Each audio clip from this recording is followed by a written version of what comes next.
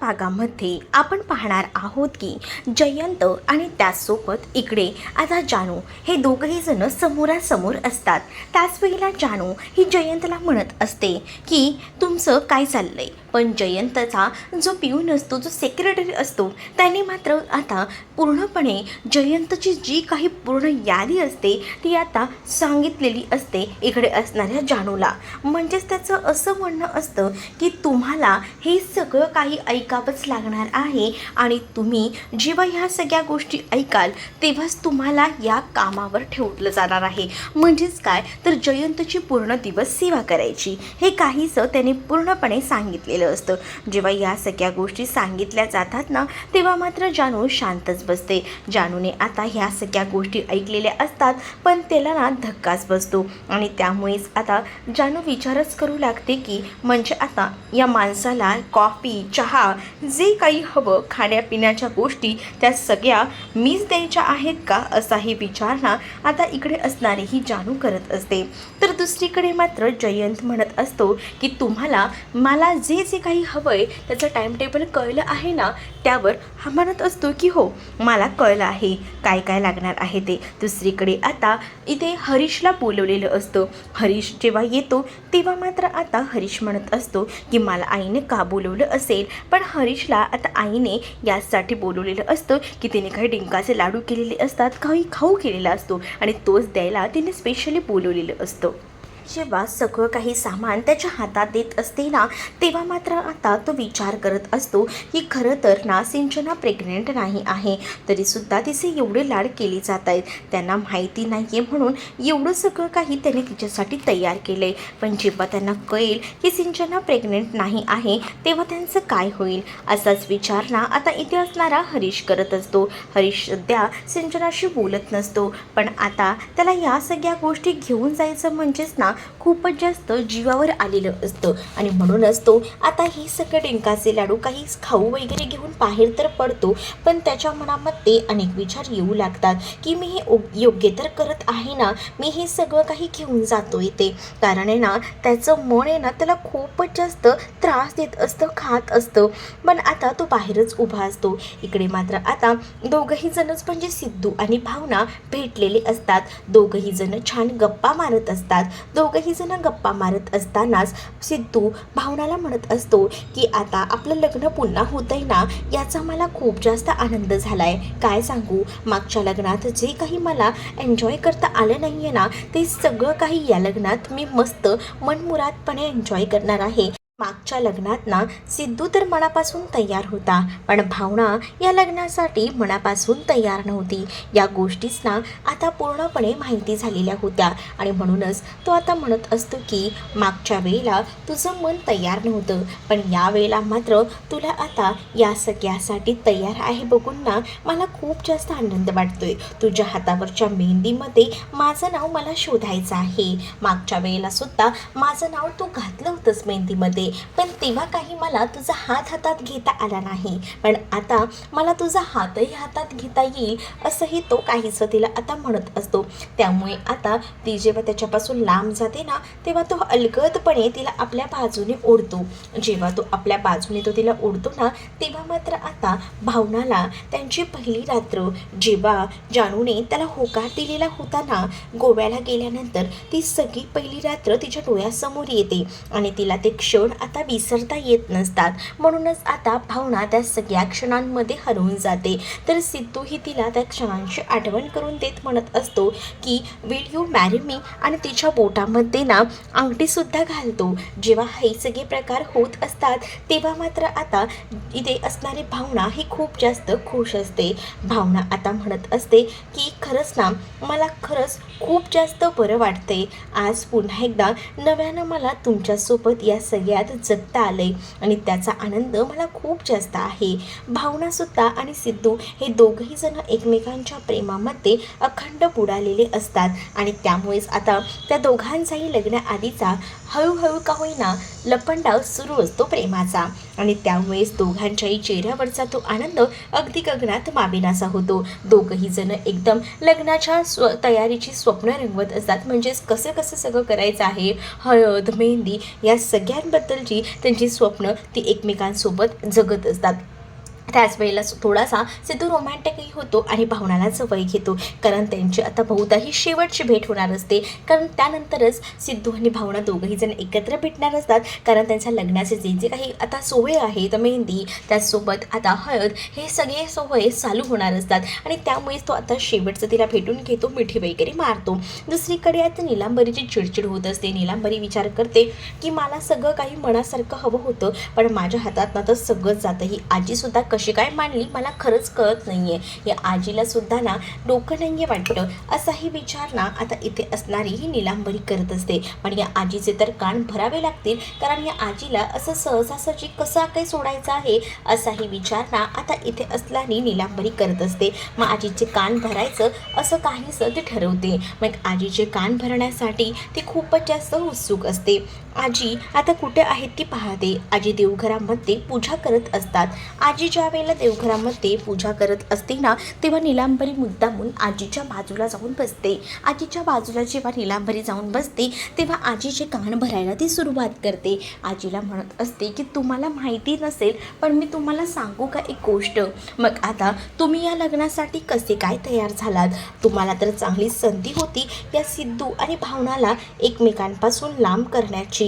मग आता तुम्ही या सगळ्यासाठी कशा काय तयार झालात? उलट आहे ना, तुम्हाला चांगली संधी आहे ना. अगं या लग्नासाठी मी यासाठी तयार झाली आहे की ती भावनाची ती बहीण नाही का, तिचा मेमरी लॉस झाला आहे आणि यासाठी मी या लग्नाला तयार झाली आहे, असं देखील आता आजी जी आहे ती बोलत असते. आजी जेव्हा हे सगळं काही बोलते ना, आता नीलांबरी जी असते ती म्हणत असते की काय चाललंय तुमचं, तुम्हाला तरी कळतंय का? अहो आजी, मी काय म्हणते ऐकून घ्या माझं आधी, मला काय म्हणायचं आहे ते बघा. जर तुम्हाला जर तिने तसं सांगितलेलं असेल तर तुम्ही सुद्धा तिला ब्लॅकमेल करूच शकता की बघ बाबा, जर तुला या घरात पुन्हा सून म्हणून यायचं असेल तर मी सांगेन तसं वागायचं, मी सांगेन तसं चालायचं, नाही तर तुझ्या बहिणीला तुझे सगळे काही जुने फोटोज जुनं सगळं काही सांगून टाकेन, मग नंतर तुझ्या बहिणीला काय होईल त्याला तू बघ, असंही आता या पद्धतीनेच नीलांबरीने सांगितलेलं असतं. आजी जेव्हा नीलांबरीला या सगळ्या काही गोष्टी सांगते तेव्हा मात्र आता आजी नीलांबरीचं कौतुक करू लागते आणि नीलांबरीला म्हणत असते कसली भारी आयडिया दिलीस बघ, ही आयडिया ना तुझी मला खूप जास्त आवडलेली आहे आणि आता तिच्या आयडियाचं कौतुक केलं जात असतं. इकडे मात्र आता हरीशचे काही पाय बाहेर पडत असतात, कारण हरीशला ना खोटं बोलायला आवडत असतं आणि त्यामुळेच ना हरीशचा जीव नुसता वरखाली होत असतो. तोही विचार करत असतो की काय करावं, हे सगळं घेऊन जावं का, पण सिंचना प्रेग्नेंट नाही आहे, मग या सगळ्या गोष्टी कशा काय घेऊन जायचा असाच विचार तो करत असतो. बाहेर आता रेणुका आलेली असते आणि रेणुका बघते तर काय तू अजून गेलाच नाही का? त्याच वेळेला रेणुकाला तिथं सांगतो एकदा तुम्ही सिंचनाला कॉल करा ना. मग सिंचनाला रेणुका कॉल करते आणि म्हणत असते की तू बरी तर आहेस ना? रेणुका म्हणते हे सगळं काही मुद्दामुळेच ते विचारत असते हरीशच्या सांगण्यावर ना. सिंचना सांगते की मला आई काय झालं आहे, मी तर बरीच आहे, मला काही झालेलं नाही आहे, नको काळजी करूस तू माझी, असंही ती आता आपल्या आईला सांगत असते. आणि जेव्हा आता ती आपल्या आईला हे असं सांगते ना, तेव्हा मात्र आता अगं इथे हरीश आला होता ना. मग आता सिंचना विचार करते हरीश तिथे कशाला पोचला असेल, त्याने आईला सगळ्या काही गोष्टी सांगितल्या असतील का, असाही विचार मनामध्ये सिंचनाच्या येऊ लागतो. पण त्याने काही सांगितलेलं नसतं, तो खरं तर लाडू वगैरे घ्यायला आलेला असतो. मग सिंचनाला तोपर्यंत हरीशने मेसेज केलेला असतो की घरात जे काही आहे ते सांगून टाक, उगाचे ना बाहेरून कळण्यापेक्षा तू सांगितलेलं बरं, असंही तो आता म्हणतो. त्यामुळे आता हरीश जेव्हा रेणुकाला म्हणतो की तुम्हाला जे काही ऐकायचं आहे ते स्वतः सिंचना घेऊन तुम्हाला सांगेल, पण आता थोडा वेळ काढा, असंही आता जो मुद्दामून हरीश जो आहे तो रेणुकाला सांगतो. इकडे आता जानूने कॉफी वगैरे बनवून आणलेली असते, कारण जानूला सांगितलेलं असतं की जयंतला कॉफी बनवून घेऊन ये आणि म्हणूनच आता जानू जयंतला कॉफी वगैरे घेऊन येते. पण जानूने मुद्दामून ना ती कॉफी कडू बनवलेली असते, जेणेकरून जयंतने आपल्याला पुन्हा असं काही काम सांगायला नको नको ना, हाच यामागचा उद्दिष्ट असतो. जेव्हा जयंत कॉफी पितो तेव्हा मात्र आता जयंतला ती कॉफी खूपच जास्त कडू लागते. जयंत ती कॉफी अशी लगेच चूल मारून फेकून देतो आणि त्यातली अर्धी कॉफी जानूच्या अंगावर पडते. पण जानूला हे सगळं बघून ना हसू येत असतं. जानू विचार करत असते, ही कशी वाटली मजा, माझ्या नादाला लागतोस ना, मग आता यानंतर तू कधीच मला कॉफी बनवायला सांगणार नाहीस. आणि त्यानंतर मात्र आता जयंत तिच्यावर ओरडत असतो आणि मात्र जानू त्याच्याकडे बघून हसत असते. त्यानंतर खरं तर ना हे सगळं पडलेलं जानूचं स्वप्न होतं. जानूला असं वाटत होतं की हे सगळं असंच घडतंय, पण इकडे आता जयंत खरं म्हणजे रिअलमध्ये जेव्हा ती कॉफी हातात घेतो ना, तेव्हा कॉफीचा जो काही सुगंध असतो, मस्त दरवळत असतो, त्याला तो आवडतो आणि त्याला असं वाटत असतं की कधी एकदा मी जानूच्या हातची कॉफी पितोय. त्यानंतर आता तो कॉफी पितो आणि जानूच्या हातची कॉफी पिऊन तो म्हणतो की खरंच खूप सुंदर झाली आहे कॉफी, मस्तच, मला अशीच कॉफी लागते. आणि असं बोलून तो कॉफी एन्जॉय करतो. आणि जेव्हा तो कॉफी एन्जॉय करत असतो ना, तेव्हा मात्र आता जानू त्याच्याकडे बघत असते. आणि जेव्हा तो हे सगळी वाक्य बोलतो तेव्हा मात्र जानूला आठवतं की हे सगळं काही आपल्याबरोबर आधीसुद्धा झाले. त्यामुळे जानूला चक्कर येते आणि जानू तिथेच कोसळते. जानू कोसळल्याबरोबर जयंत तिला सावरतो. दुसरीकडे निलांबरीने आता आजीचे कान भरलेले असतात आणि इकडे आता सिंचना आलेली असते आणि सिंचनाला आता सगळं सत्य सांगायचं असतं आणि यासाठी सिंचना आलेली असते. आणि सगळ्यांनाच एकत्र बसवलेलं असतं आणि त्यामुळेच आता सगळ्यांना प्रश्न पडलेला असतो की एवढं काय सिंचनाने एकत्र केलेलं आहे सगळ्यांना. त्याच वेळेला सिंचना तर सगळ्यांसमोर सांगू लागते की मी खरं तर प्रेग्नेंट नाही आहे. आणि सिंचनाची ही गोष्ट ऐकून सगळ्यांनाच खूप मोठा धक्का बसतो. सिंचना म्हणत असते, म्हणजे मी एवढे दिवस जे काही करत होते ते नाटक करत होते. आजी म्हणते की हे नाटक तुला कोणी सांगितलं करायला, ह्याने सांगितलं असेल ना करायला, असं बोलून हरीशवर आता आरोप चालू असतात. पण त्याच वेळेला सिंचना म्हणत असते की ह्याने मला काहीच करायला सांगितलेलं नाही आहे, जे काही आहे ते मी माझ्या मनाने केलेलं आहे, मला जसं वाटले तसं मी केले. उलट त्यालासुद्धा माहीत नव्हतं, त्याला वाटत होतं की हे सगळं खरंच आहे, पण त्याला जेव्हा कळले तेव्हा त्याला खूप जास्त त्रास झाला होता. पण हे सगळं तू कशासाठी आणि का केलंस असा प्रश्न देखील विचारला जातो. त्याच वेळेला ती आता सांगत असते, खरं तर आम्ही दुसरीकडे राहायला गेलो त्यावेळेला मला असं वाटलं होतं की थोडं हरीशमध्ये बदल व्हायला हवेत. आणि त्यानंतर जेव्हा मी प्रेग्नन्सीची न्यूज सांगितली तेव्हा त्याच्यामध्ये बराच बदल झाला. तो स्वतःच्या पायावर उभा राहायला, सगळी जबाबदारी घेऊ लागला. आणि त्याचसोबत त्याने एक गोष्टही अशी केली की बिझनेस सोडून तो कामाकडे लक्ष देऊ लागला. पण कालांतराने घरात सगळ्यांनाच कळत होतं की मी प्रेग्नेंट आहे. आणि मग मला असं वाटलं की हे सगळ्यांना सांगून टाकावं की मी प्रेग्नेंट नाही आहे, कारण उगाच भावनांशी खेळून मला चालणार नव्हतं आणि म्हणूनच मी सगळ्यांना सांगून टाकलं. पण आता आजी या सगळ्याचे आरोप देखील हरीशवरच करत असते आणि ती म्हणत असते की बरोबर आहे, तू जे काही केलंस ते या मूर्ख माणसासाठीच केलंस. मुळात तुला आम्ही सांगत होतो त्याच्यासोबत लग्न करू नको, काही करू नको, पण तरीसुद्धा तू त्याच्यासोबत लग्न केलंसच. आणि आज तुझ्यावर ही वेळ आली. आम्हाला तर ना या विषयावर बोलायचंच नाही आहे, काय बाजार मांडला आहे का प्रेग्नन्सीचा, असं देखील आजी तोंडाला येईल ना ते पटकन बोलून जात असते. ती बोलताना विचारसुद्धा करत नसते की सिंचनाला आणि हरीशला या सगळ्याचा त्रास किती होईल ते. पण ह्या सगळ्याचा जास्ती त्रास आहे ना हरीशला होत असतो, कारण हरीश या सगळ्यातून स्वतः जात असतो. हरीश खरं तर सिंचनासोबत बोलतही नसतो या सगळ्या कारणामुळे.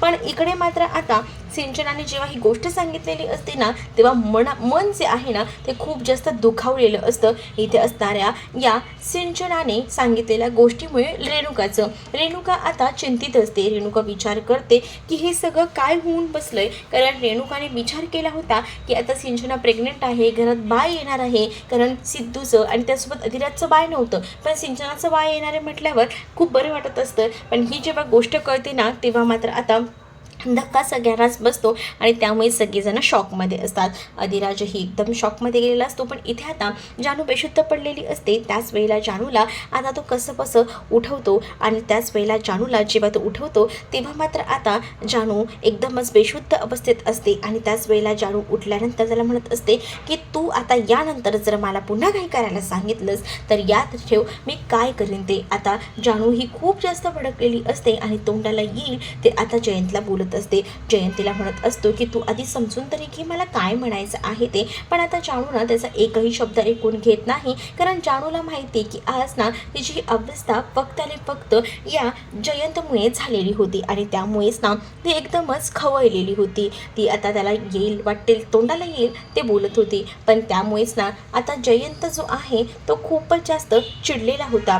जानू जयंतला बोलते आणि घरी जायला निघते. घरी आता सगळीजण लग्नाची तयारी करत असतात. अगदीच 15 तारखेला लग्न आहे हे सांगितलं जातं, पण आता हे लग्न कसं करायचं काय करायचं याबद्दल विशेष चर्चा सुरू असते. जानू म्हणत असते की माझ्या मर्जीने सगळं काही होणार आहे. त्याच वेळेला तुझ्या मर्जीने म्हणजे कसं, सगळ्यांनाच या लग्नामध्ये मजा करायची आहे आणि बँकी दादाच्या लग्नात काही मजा करता आली नाही, पण या लग्नात तर मी खूप जास्त मजा करणार आहे असं देखील आता सांगितलं जातं. आणि त्याच वेळेला आपण गाडे पाटलांना देखील विचारायला हवं की त्यांना हे लग्न कसं करायचं आहे काय करायचं आहे ते. मग आता गाडे पाटलांना सुद्धा विचारायला हवं म्हटल्यावर जानू म्हणत असते की या सगळ्या गोष्टींना एकदमच व्यवस्थित घडतील, काळजी करू नका, जे काही आहे ते मी गाडे पाटलांशी बोलून घेईन, मग तर टेन्शन घेऊच नका असंही आता सांगितलं जातं. मग दुसरीकडे सिंचनालाही हे खूप जास्त अनुभवायचं असतं. सिंचनाही आता विचार करत असते आणि आता ती म्हणू लागते की बरं झालं फायनली या सगळ्या काही गोष्टी एकदमच सगळ्या काही चांगल्या झाल्या नाही. असं असतं की तिने पहिलं लग्न एवढं एन्जॉय केलेलं नाही आहे, तर तिला असं वाटत असतं की निदान हे लग्न तरी तिने मस्त एन्जॉय करायला हवं आणि म्हणूनच ती आपल्याबद्दल जे काही म्हणणं आहे ते बोलते. आणि जानूचं सुद्धा असं म्हणणं असतं की माझ्या ताईचं लग्न होणार आहे सो ते धुमधडाक्यात व्हायला हवं, त्यामध्ये कोणतेही प्रॉब्लेम्स यायला नको आणि म्हणून जानूची धडपड सुरू असते. मग जानूच्या म्हणण्यानुसार सगळं आपण करूया, आई तुम्ही काळजी करू नका असं देखील आरती आता बोलत असते. आरती जेव्हा हे सगळं काही बोलते तेव्हा मात्र आता आईसुद्धा लग्नाला तयार होते आणि म्हणतात की चल बाबा बरं ठीक आहे, पण जे काही करायचे ते कमी खर्चात करूया, पण सगळं काही तुमच्या मनासारखं करूया. मग तर झालं. मग जानू खुश होते. आता हळदीची तयारी सुरू असते, कारण हळदीमध्ये आता सगळ्यांनीच पिवळ्या रंगाचे कपडे वगैरे घातलेले असतात. हळदीमध्ये सगळी तयारी करायची जबाबदारी जानूची असते, कारण जानू ना प्रत्येक गोष्टीत पुढे पुढे करत असते. आणि त्याच वेळेला आता जानू जेव्हा गडबड करत असते तेव्हा लक्ष्मीची सुद्धा घरात खूप जास्त धांदल उडालेली असते,